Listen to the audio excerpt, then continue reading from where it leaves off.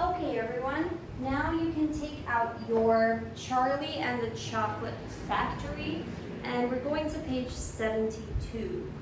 We're going to start here with Augustus Gloop. Okay. He fell into the chocolate river, and we're going to see what happens to him. Okay, so remember Augustus Gloop is the fat kid who likes to eat candy. Okay, so let's start. When Mr. Wonka turned round and saw what Augustus Gloop was doing, he cried out, "Oh no, please, Augustus, please, I beg of you not to do that. My chocolate must be untouched by human hands." "Augustus," called out Mrs. Gloop, "didn't you hear what the man said? Come away from that river at once." "This stuff is terrific," said August, taking not the slightest notice of his mother or Mr. Wonka. So he's not even seeing or acknowledging him. He's not even taking notice, okay? So, "Oh boy, I need a bucket to drink it properly." "Augustus," cried Mr. Wonka, hopping up and down and waggling his stick in the air. So hopping up and down and waggling his stick in the air. "You must come away. You are dirtying my chocolate." He's making it dirty. "Augustus," cried Mrs. Gloop. "Augustus," cried Mr. Gloop. But Augustus was deaf to everything except the call of his enormous stomach. Okay, that's the only thing he could hear. Food, food, food, food, food, I want food. He was now lying full length on the ground with his head far out over the river, lapping up the chocolate like a dog. So he was lying on his ground, on his tummy, and he was lapping up, like licking up the chocolate like a dog. "Augustus," shouted Mrs. Gloop, "you'll be giving that nasty cold of yours to about a million people all over the country." Okay. So Augustus is sick. Okay, so he's got a cold, so he's sick. So now he's drinking this chocolate and everyone's gonna get sick. "Be careful, Augustus," shouted Mr. Gloop. "You're leaning too far out." So he's leaning too far out, so maybe he's gonna fall in. Mr. Gloop was absolutely right, for suddenly there was a shriek, and then a splash, and into the river went Augustus Gloop. And in 1 second, he had disappeared under the brown surface. "Save him!" screamed Mrs. Gloop, going white to the face and waving her umbrella about. "He'll drown! He can't swim! A yard! Save him! Save him!" "Good heavens, woman," said Mr. Gloop. "I'm not diving in there. I've got my best suit on." Okay, suit, something formal that you wear. Boys wear suits. Augustus Gloop's face came up again to the surface, painted with brown chocolate. "Help! Help! Help!" he yelled. "Fish me out."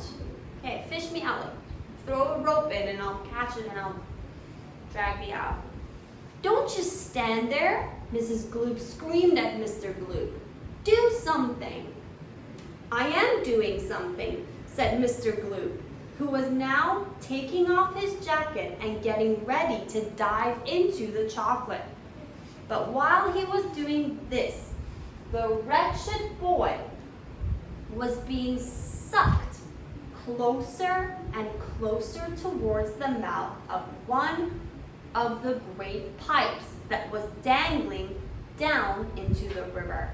So remember, there were these big pipes that went up and you can't see where it stops or where it's going.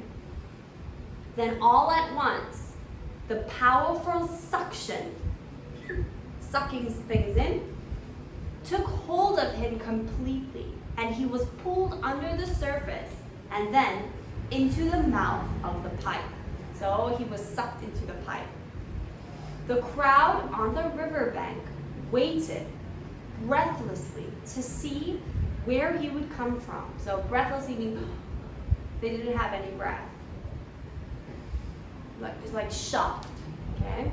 There he goes, somebody shouted, pointing upwards. And sure enough, because the pipe was made of glass, Augustus Gloop could be clearly seen shooting up it head first like a torpedo. "Help! Murder! Police!" screamed Mrs. Gloop. "Augustus, come back at once. Where are you going?"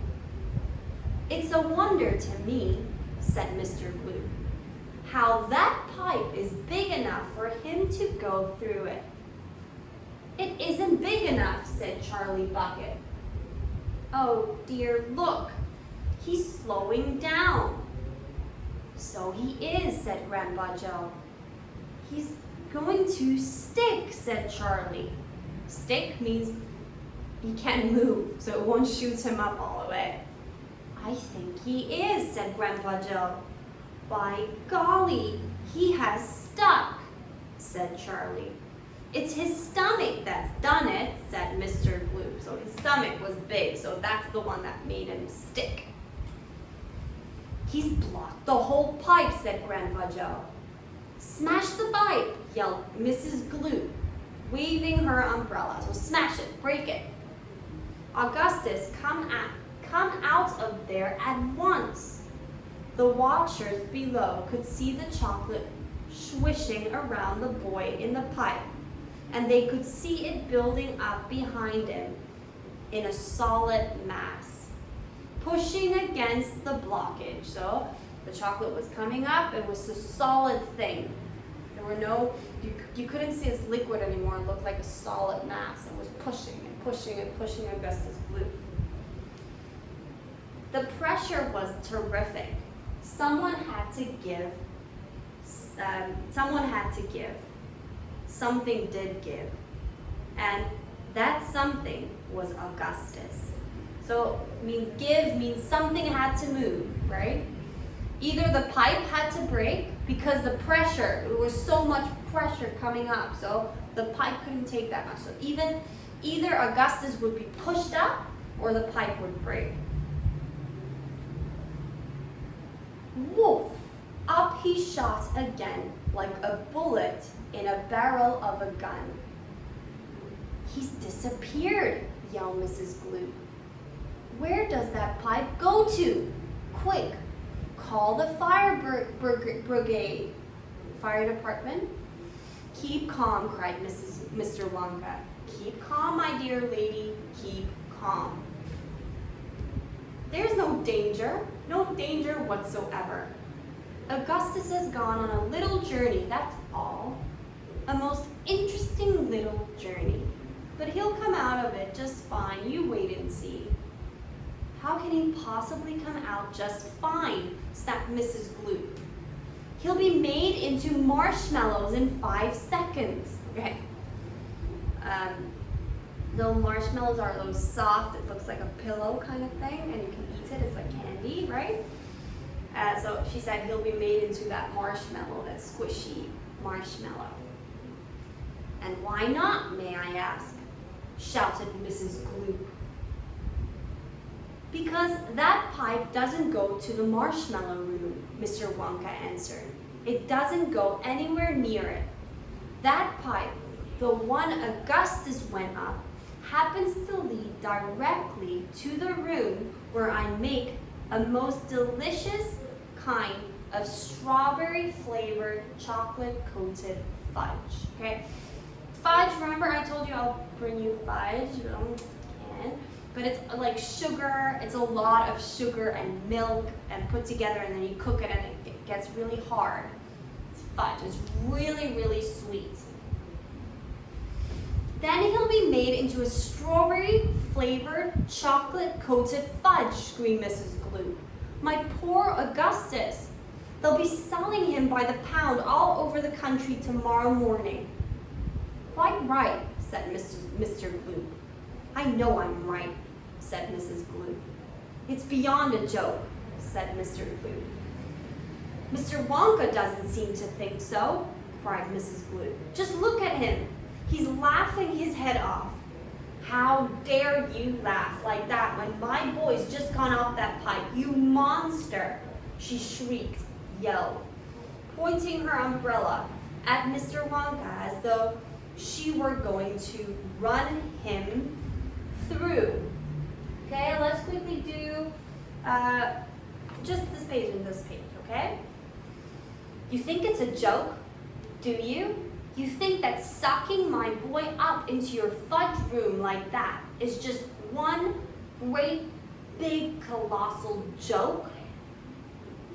He'll be perfectly safe, said Mr. Wonka, giggling slightly, laughing just a little bit. He'll be chocolate fudge, shrieked Mrs. Gloop. Never, cried Mr. Wonka. Of course he will, shrieked Mrs. Gloop. I wouldn't allow it, cried Mr. Wonka. And why not? Shrieked Mrs. Gloop. Because the taste would be terrible. Okay, so he said taste if the chocolate or the fudge would taste really bad. So he's not worried about Augustus, but whatever. But the fudge is going to taste terrible. Just imagine it. Augustus flavored chocolate coated gloop. No one would buy it.